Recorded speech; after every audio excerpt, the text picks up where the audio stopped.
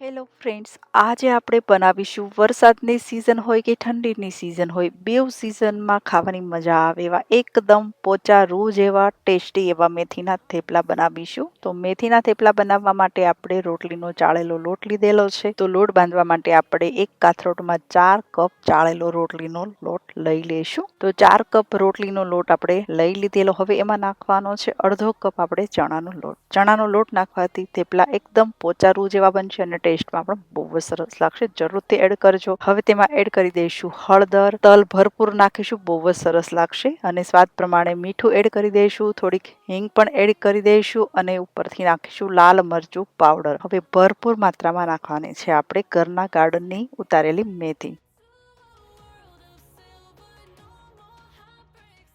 તો સરસ રીતે લોટ અને મેથીને આપણે મિક્સ કરી લઈશું. પછી મોઈણ માટે નાખીશું આપણે 4 ચમચી જેટલું તેલ. તો મેથીના થેપલા તમે બનાવતા હોય ને તો ઘઉંના લોટમાં થોડોક તમે ચણાનો લોટ જરૂરથી એડ કરજો. થેપલા તો પોચા બનશે પણ ટેસ્ટમાં પણ સરસ લાગશે. તો મોણ નાખ્યા પછી આપણે લોટને મિક્સ કરી લીધેલો. હવે એકદમ નરમ એવો લોટ આપણે બાંધી લેવાનો છે. વધારે કઠણ પણ નથી રાખવાનો અને એટલો ઢીલો પણ નથી રાખવાનો. મીડિયમ પર આપણે લોટને બાંધી લઈશું.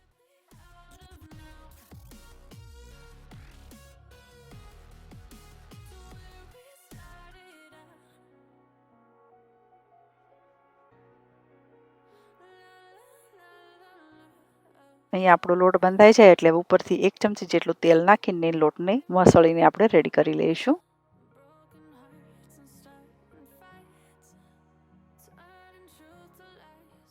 તો થેપલા માટેનો લોટ આપણો બંધાઈ ગયેલો. હવે આપણે આ લોટને અરાઉન્ડ 5 થી 10 મિનિટ માટે રેસ્ટ કરવા મૂકી દઈએ. પછી તેમના બનાવીશું આપણે થેપલા. તો 10 મિનિટ જેટલો ટાઈમ થઈ ગયો હતો. આપણો લોટ કૂણ આવી ગયેલો છે. આ સાઈડ મેં એકદમ ધીમા ગેસ ઉપર લોઢી પણ ગરમ કરવા મૂકી દીધેલી છે. હવે આપણે જે લોટને રેસ્ટ કરવા મૂક્યો અને સરસ રીતે કૂણ આવી ગઈ. તો આવી રીતના લોટને થોડીક વાર રેસ્ટ જરૂરથી મૂકવા દેજો, જેનાથી કૂણ પણ સરસ આવી જશે. જો તમે લોટ બાંધીને તરત થેપલા બનાવશો ને તો ચવડ જેવા બનશે.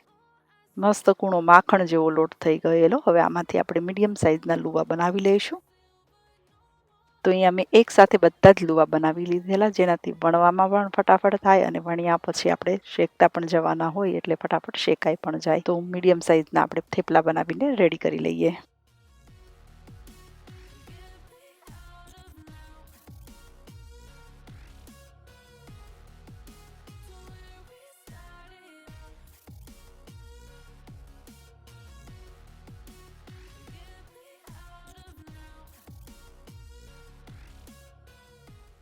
તો અહીંયા તો આપણે મેથીના થેપલા બનાવેલા છે અને તેમાં પણ થોડોક ચણાનો લોટ નાખીને બનાવેલા છે એટલે એકદમ પોચા રૂ જેવા તો બનશે, પણ આગળથી તમને એક નવા થેપલા જોવા જરૂરથી મળશે અને તે પણ એકદમ યુનિક રીતે. તો અહીંયા આપણું એક થેપલું વણાઈ ગયેલું. તો બીજી સાઈડ આપણે પેન પણ ગરમ કરવા મૂકી દીધી હતી, તે પણ ગરમ થઈ ગઈ એટલે હવે આપણે થેપલાને શેકી લઈએ. આ બાજુ થેપલું શેકાઈ રહ્યું ત્યાં સુધીમાં આપણે બીજું થેપલું પણ વણી લઈએ. તો વણવા માટે રોટલીનો ડ્રાય લોટ લઈને વણશો ને તો ફટાફટ થેપલા વણાઈ જશે. જેવી રીતના રોટલી વણીએ ને એવી જ રીતના ફટાફટ વણાઈ જતા હોય છે.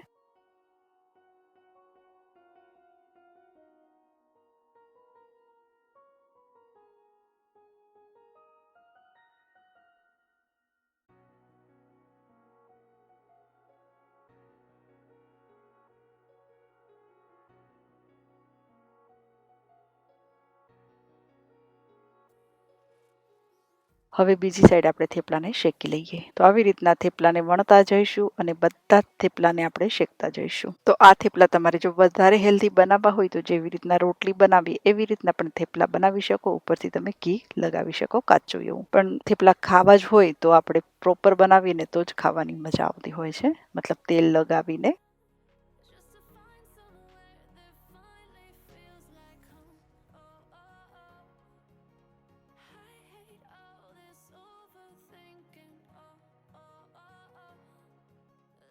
તો આપણું સરસ મજાનું થેપલું શેકાઈ ગયેલું.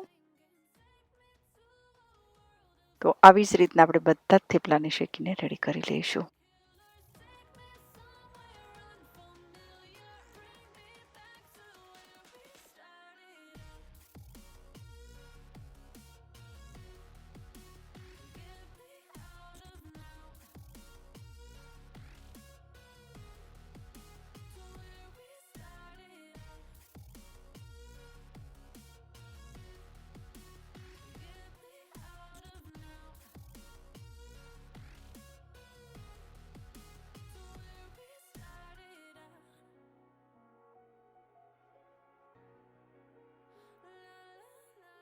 તો ગરમ ગરમ થેપલા બનાવીને આ થેપલા સવારના નાસ્તામાં ચાની સાથે અને તેમની સાથે મેથીયા મરચાં હોય કે કેરીનું અથાણું હોય ખાવાનો જ જલસો પડી જાય. અને ખાસ કરીને વરસાદની સિઝન હોય ને ત્યારે તો થેપલા અને ચા હોય ને રિયલી જલસો પડી જતો હોય છે.